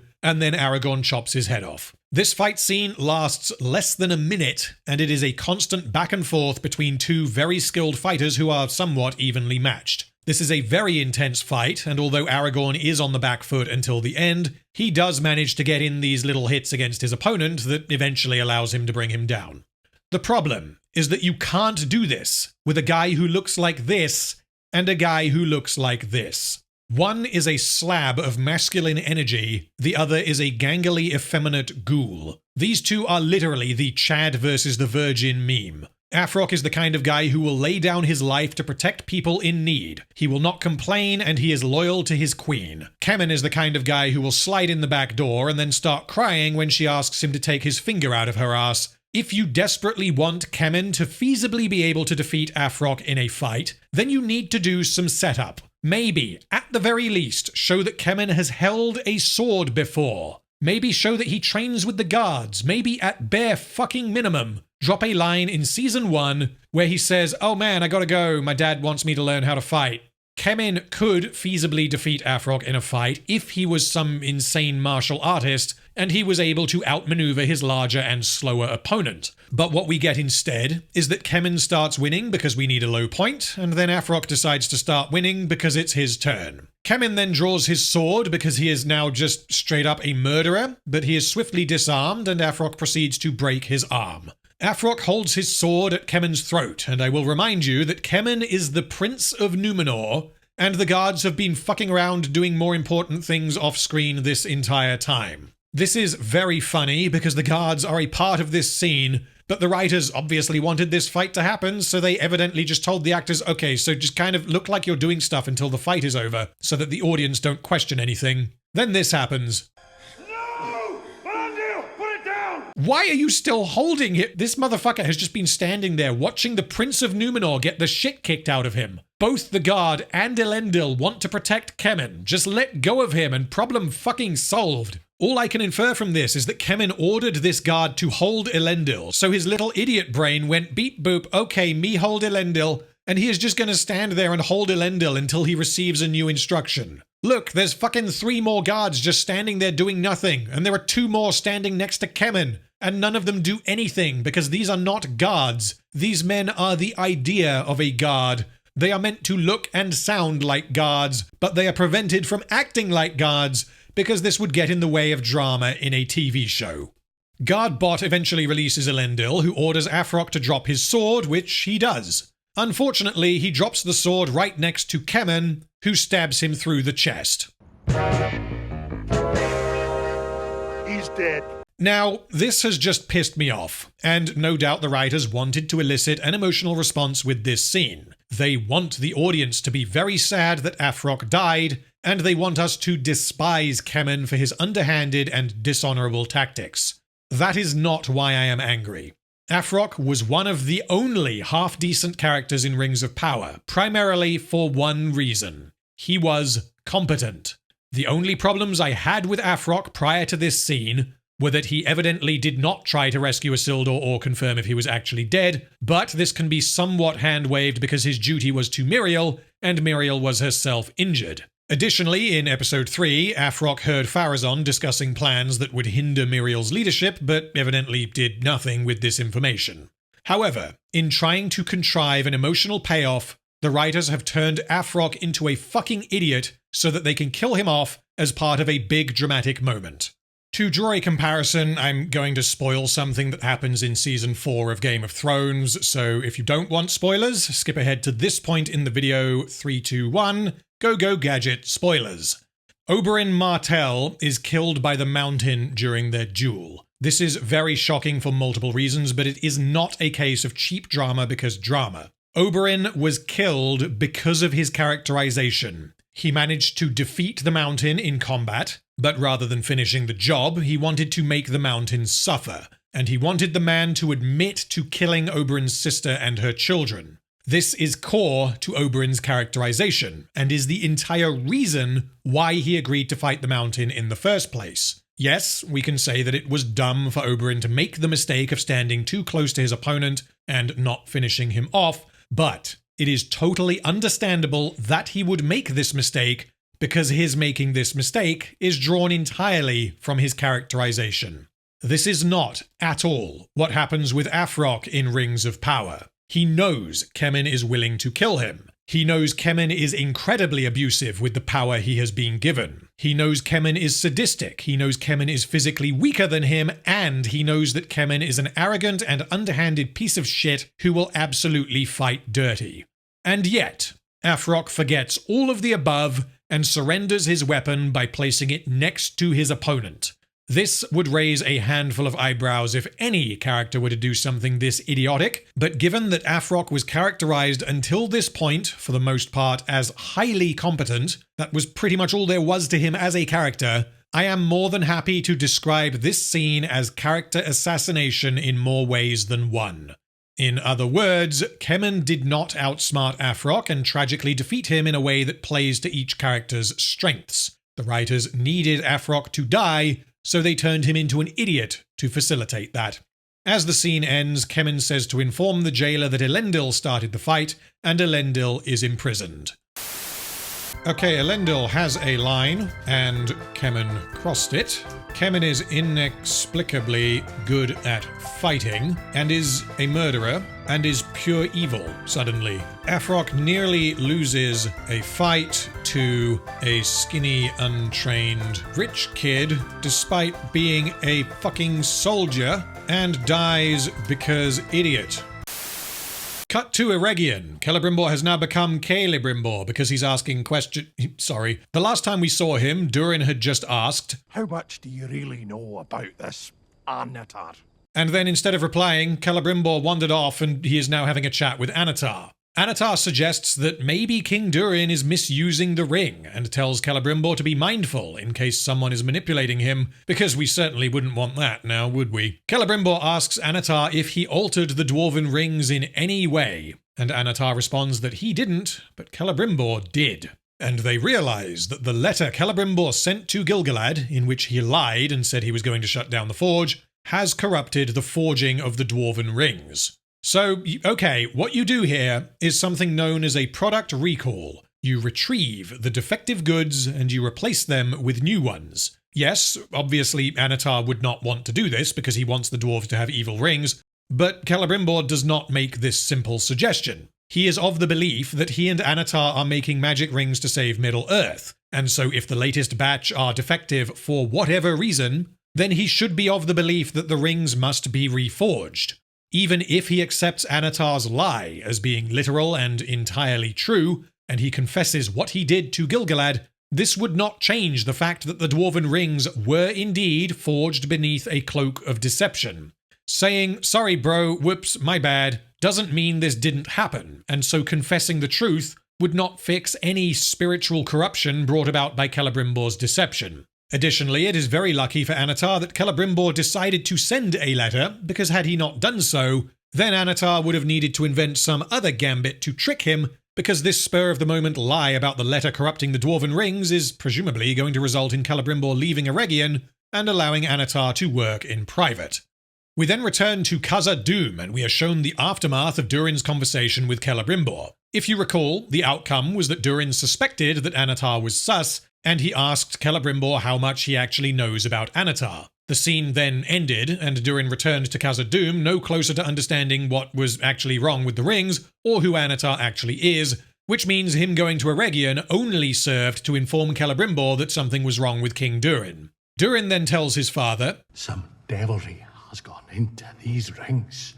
We mustn't use them anymore." King Durin responds, "Time and pressure can shape a dwarf as surely as it can shape stone. I had hoped our estrangement would help shape you, my son, but I did not expect how much it would shape me. I am proud of you. Your desire to partner with the elves has saved our kingdom. Now more than ever, I need you by my side." And he then returns Durin's big gold neck thingy. That is the end of the scene. The writers are pissing in my eyes and expecting me to zip up their trousers for them. Cut to Disa, who is really nervous after accidentally finding a Balrog. "I tried." Whoops, oh well, I guess we tried, you fucking lunatic. Disa has just told her husband that absolutely under no fucking circumstances can they dig deeper, because there is a nameless ancient evil lurking in the depths of Khazad-dûm. Durin has gone to the king and come back like, "Hey honey, I'm a prince again." Like, yeah honey, I hear you, there is a demon in the cave, but counterpoint, I got my job back. Yay! This is only possible because we have no idea what Durin actually knows, because we don't know exactly what Disa told him. We don't know how strongly he believes her. We don't know if he has any doubts himself, and if he were also present in the magic cave that didn't exist until the writers needed it to, then he would absolutely not have allowed his father to get away with this. Which means the dwarves are going to dig too deep, they are going to bump into the Balrog, and this is going to happen because Durin just kinda wandered off when they went shopping. Maybe he heard about the so-called ring tribute and decided to have a word with his father, but this isn't what happened. When Durin met with his father, he was there to convince him not to dig too deep. Whereas had he burst in like, "Yo, what the fuck is this about a ring tribute? Are you trying to destroy the economy and get yourself skinned alive by a horde of starving dwarves?" Then this would have made far more sense. Anyway, Disa isn't happy that Durin failed to convince his father of the danger, but instead of freaking out like, "Dude, did you not hear me? There's a fucking fire demon living down there," she asks Durin to promise not to ever wear one of the rings. She asks him to promise that he won't wear one of the rings that she really, really wanted to get made for some reason. Yeah, alright, that will solve the problem. Not only has Disa changed her tune completely regarding the rings, but she has also seemingly forgotten what the problem actually is. Durin appears to have been distracted and promoted by his father, and so he kind of forgot about the whole Balrog thing, and Disa seems to be content with getting him to promise not to wear one of the rings. Disa has been destroyed by this episode, which I will get to later when I do my summary. Okay, Durin doesn't really care about Balrog. Disa also doesn't really care about Balrog, despite having heard it herself, thinks Durin not wearing a ring is an adequate solution. Cut to Eregion, where Celebrimbor is trying to deal with the revelation that his deception of one king has caused another to lose his mind. So, naturally, he tells his smiths that all of them have failed. Even when a work is yet within the artist's bosom, it begins to disobey him. We have failed. Every one of us. Myrddania at this point believes Celebrimbor to be a deeply corrupted entity, and so she pushes back on this and says that their designs were carried out with exacting detail. Every last hammer stroke done to perfection, or did hubris and sloth come together to dull your attention? I have no clue why Celebrimbor is suggesting that his staff have cocked up, because if he believes what Anatar just told him, then he should believe that the reason why things have gone wrong is because he himself lied to Gil-galad, which means Anatar should currently be like, bro, what the hell are you up to? The character of Celebrimbor is a complete fucking mess because it is almost impossible to keep track of what he believes, let alone why he believes it, but let's consider the possibilities here that might make sense based on what we know about him. How can they set right the problem of the Dwarven Rings? One option is to do what Anatar suggested. Celebrimbor must leave Eregion and confess everything to the High King to undo the deceit. Yes, I know that this doesn't make sense, as I explained earlier, but Celebrimbor seems to think that it does make sense, so he should consider this to be an option. Another option is to confess and then reforge the Dwarven Rings, so as to craft them again without the presence of deceit. Another option is to go to Khazad-dûm and explain what happened. Another option is to shut down the forge and write the dwarves off as a lost cause so as to avoid any further harm. Because this character makes absolutely no sense, Celebrimbor does not do any of the above, and he instead says, "We must atone for our mistakes by completing the rings together." That's a damn stupid thing to do. He continues that the Nine must be far more than aid to men. They must bring balance to the entire project. He wants to use new tools, new alloys, and new processes, and his staff are to work day and night to the fullest extent of their ability, or be fired. In other words, Celebrimbor wants to try really, really hard to do it again, but not evil this time. Oh yeah, it's all coming together.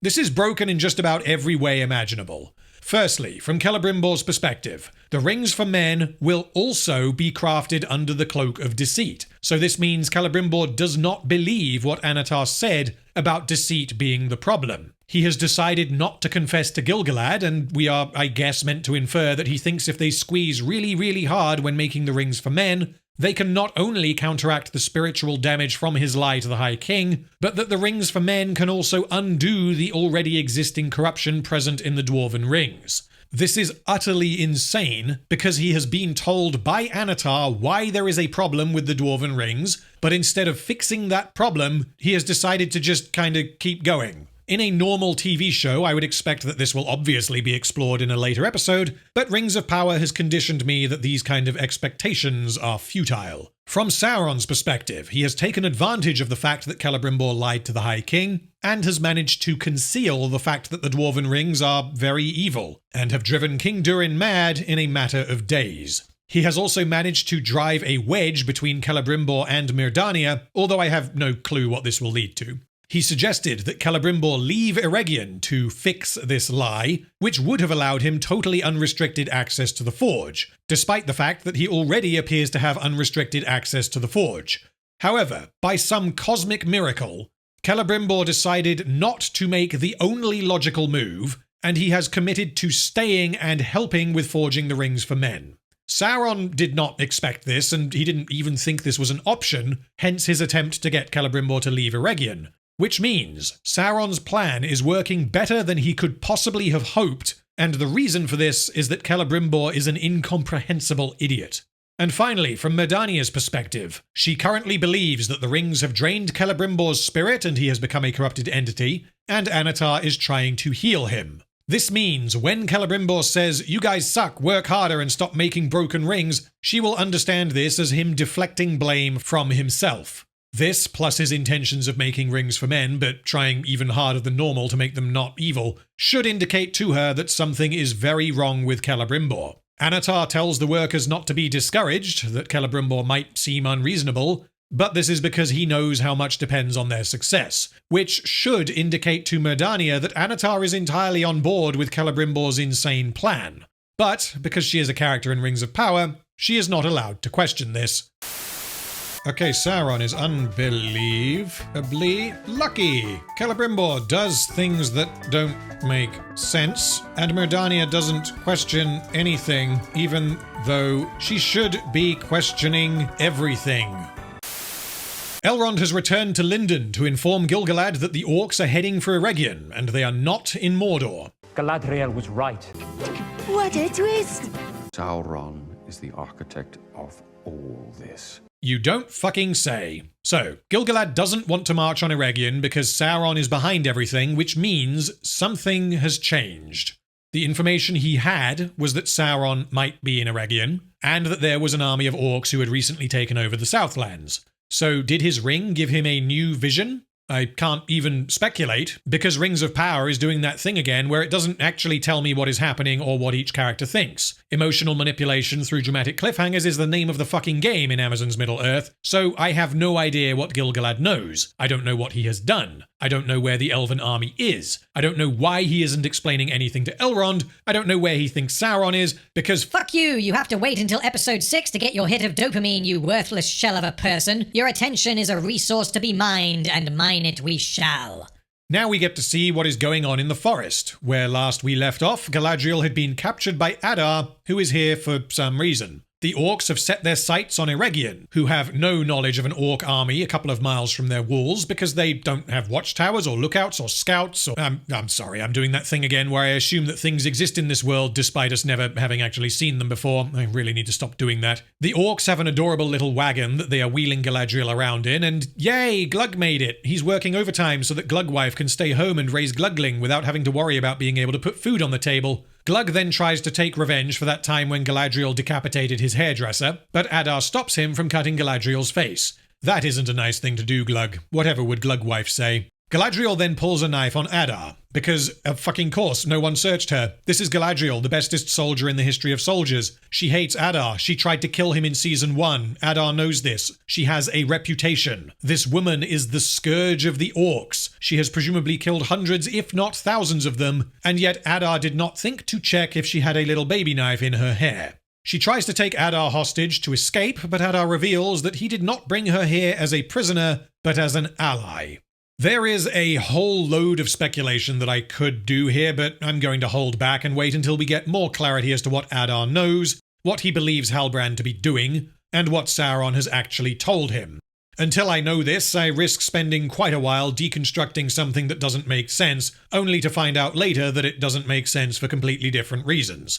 What I will say, however, is that this shows us that Adar either genuinely wants to ally with Galadriel, or he wants her to think that he wants to ally with her.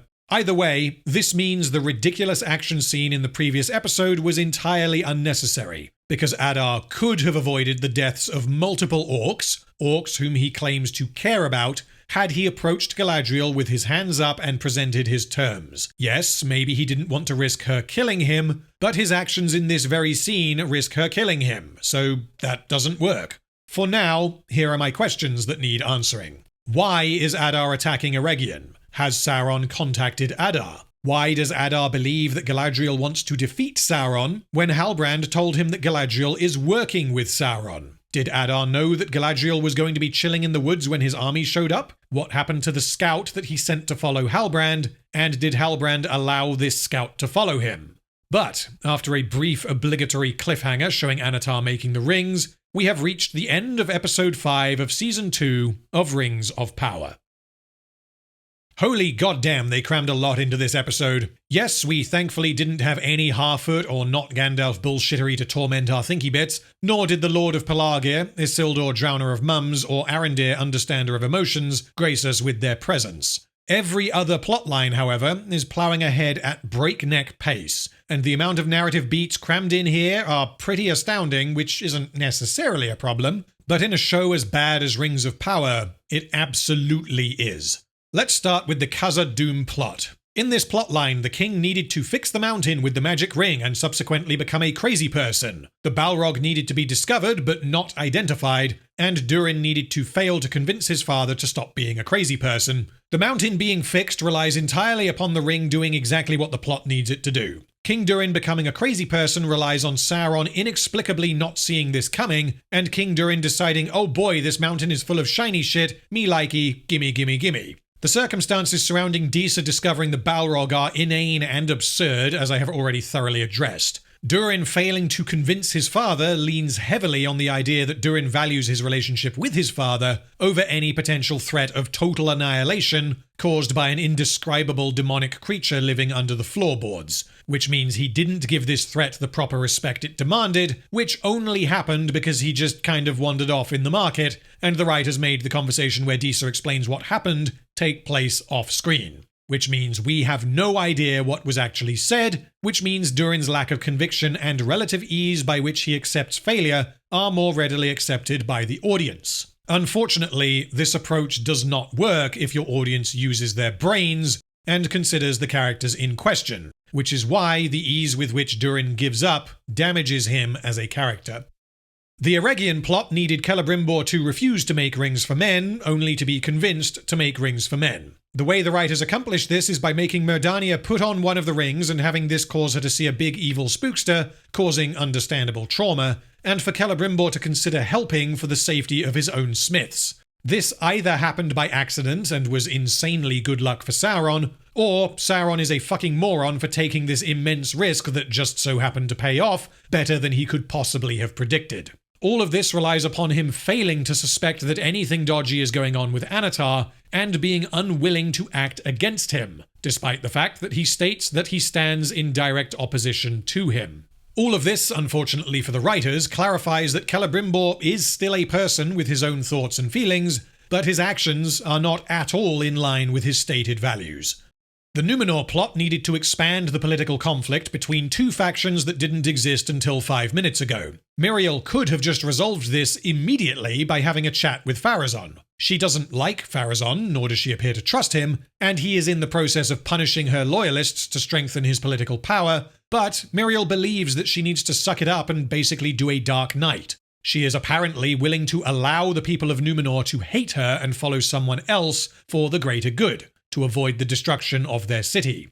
This means she has no desire to compete with Pharazôn on a political level, and so she should absolutely speak to him and tell him that. Unless Pharazôn has a reason to believe this is a ruse, this would mean he has much less reason to systemically oppress the Miriel loyalists, which would, of course, avert all of the drama in Numenor in this very episode. It is possible that Pharazôn would hear this and be like, yeah, sorry, I don't believe you, and also I don't like elves, so I'm still gonna delete all your shit.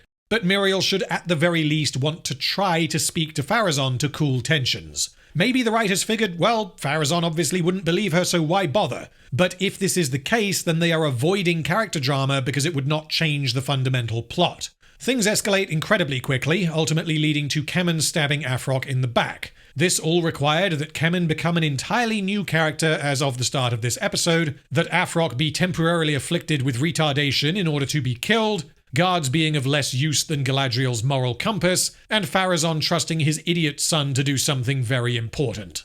And finally, the writers needed to set up the Siege of Eregion, which I assume will take up at least one of the remaining 3 episodes of the season. All of this is accomplished via mystery box storytelling. Gil-galad decides what to do with his army, but the show doesn't tell us because drama. Galadriel has been captured and we are told why, but how Adar is here and whether he knew Galadriel would also be here is not revealed because drama. There are many more questions I have regarding the logistics of this army, Adar's actions, and Sauron's involvement in these actions, but I will save this discussion for the end of the series when we hopefully get some answers. In conclusion, episode 5 of season 2 is not the least entertaining episode, nor would I call it the worst from a writing standpoint. However, with the possible exception of episode 1 dodging Galadriel's involvement in the forging of the rings, episode 5 is the one that has pissed me off the most. Afrock is irreparably damaged, as he is now dead, and the writers will have their work cut out for them with regard to Disa, as they will need to give us a whole load of great scenes with her in the final 3 episodes to balance out what they have used her for in episode 5. Quelebrimbor is damaged further by clarifying that he is not a brainwashed minion. King Durin is damaged by turning him into a brainwashed minion in seemingly a weekend. Sauron is damaged because his actions in Eregion are thoroughly confusing, and at this point I see no way that his plan can be revealed and somehow explain all of his actions in Season 2. The pacing of Season 2 is all over the place, as it simultaneously feels like virtually nothing has happened, but also, on some plotlines, an entire season's worth of narrative content has been crammed into a single episode. But I will wait to explore that further when I do the final autopsy at the end of the series. Thank you guys, as always, for watching. I am currently spending about 95% of my waking hours working on these Rings of Power videos, so the fact that so many people are watching them is very satisfying and very much makes the exercise worth it. In the description, you will find links both to the community Discord server, as well as to the second channel where I upload a variety of things, including the music that I used in this video. But with that, I must depart. Thank you again, and I will see you in part 6 and whatever torment that brings.